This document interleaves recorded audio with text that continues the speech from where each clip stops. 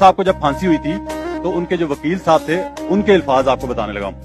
भुट्टो साहब को जब फांसी हुई तो जनाजा हो गया तो उनके जो वकील थे ना, वकील साहब थे, वो अपने जब गांव में गए तो लोगों ने घेर लिया उन्हें कि हमें बताएं। जो चाहने वाले थे भुट्टो साहब के, उन्होंने कहा, रोते थे, बिलखते थे और कहते थे कि वकील साहब हमें, आप सबसे ज्यादा उनके पास थे, सबसे करीब थे, तो आपसे सारी बातें की होंगी उन्होंने मरने से पहले, जान देने से पहले, फांसी पे चढ़ने से पहले, तो आप हमें बताएं कि भुट्टो साहब ने आपसे आखिरी बात क्या की।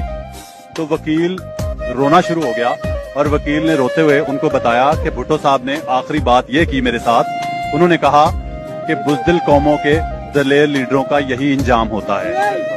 तो प्यारे पाकिस्तानियों, आप संभाल लें अपना आप और साथ दें, क्योंकि वो वक्त ना आए कि जिस तरह भुट्टो को जिंदा कह के वोट लिए जाते हैं तो किसी और ग्रेट लीडर को, किसी और अजीम लीडर का नाम लेके भी लोग जिंदा कह के उसका वोट लिया जाए उसके नाम पे।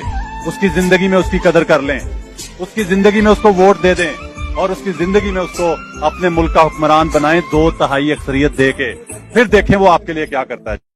मेरा क्या है कि इस गुलामी से मौत बेहतर है। ये कोई जिंदगी नहीं है, गुलामों की कोई जिंदगी नहीं है, सिर्फ परवाज आजाद लोगों की है। इकबाल का शाहीन सिर्फ आजाद होके तो ऊपर जा सकता है, गुलाम तो गुलाम रहते हैं। जिस तरह मौलाना रूमी ने कहा, जब अल्लाह ने तुम्हें पर दिए हैं, क्यों चूंटियों की तरह रींग रहे हो।